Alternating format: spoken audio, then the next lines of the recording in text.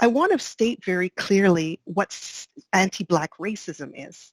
So it is baked into all of our institutions in Canada, from healthcare to education to the system of justice to the public service.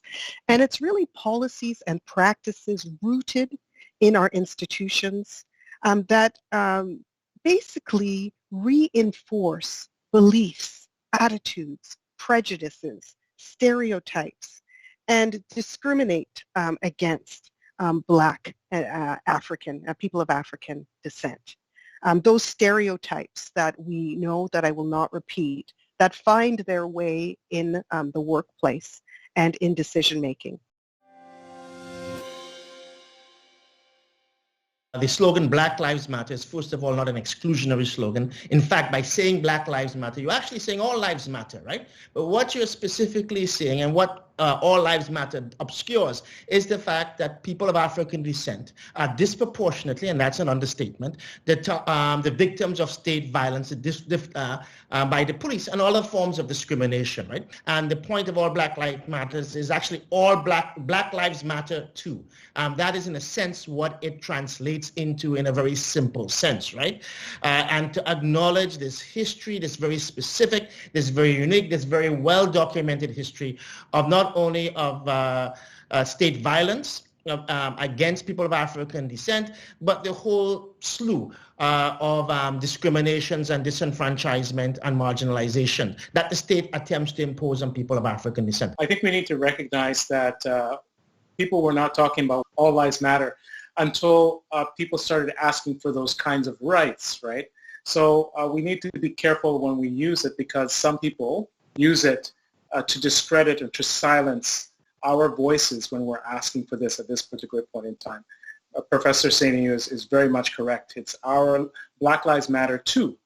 And so this is a historic moment where we need to capitalize on that and see what gains that we can make for our peoples in this country.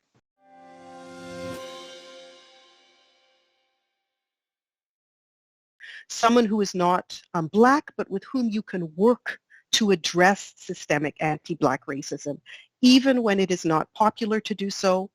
Someone who you, as a Black person, as a Black trans person, as a person with mental health issues, as a Black woman, as a Black gay man, as a Black person with family obligations, raising children, because we're not all the same, we're not homogenous, someone who you can count on and trust. So because my discomfort with the term ally is that it implies someone who's going to help, someone who's going to save a group that is oppressed and has been historically marginalized. I think what is needed is a fundamental shift, a realization from power, from people who wish to help or be allies and who hold power, that the struggle against anti-Black racism in the federal public service and in society writ large is just not the struggle of Black people alone.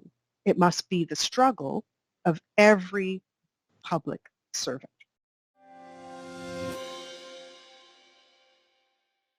Premièrement, il faut écouter davantage. L'écoute active, c'est primordial.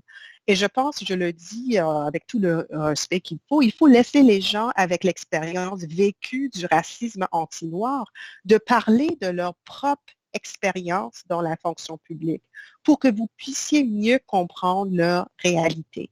Numéro 2, vous ne comptez pas sur les autres pour votre apprentissage.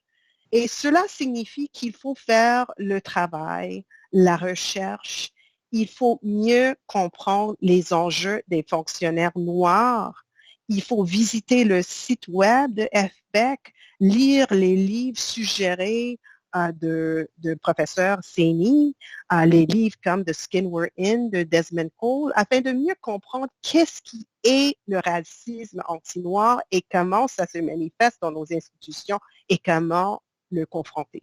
Vous devez accepter la critique.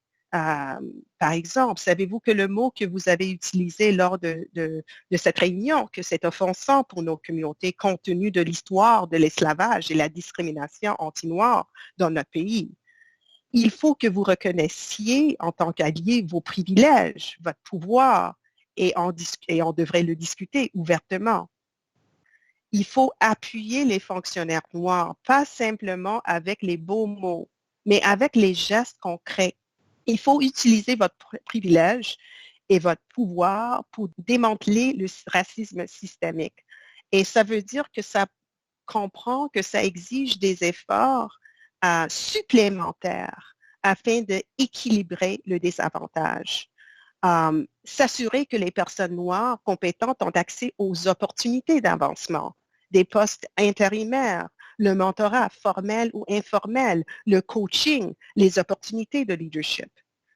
Il ne faut pas vous attendre en tant qu'allié à une récompense ou une reconnaissance spéciale parce que vous affrontez des problèmes quotidiens des fonctionnaires noirs qu'on vit tous les jours. Vous devez être prêt à partager le pouvoir décisionnel à tous les niveaux avec les personnes noires compétentes qui méritent des postes. Il faut faire un effort spécial afin de bâtir un réseau professionnel qui inclut les fonctionnaires noirs.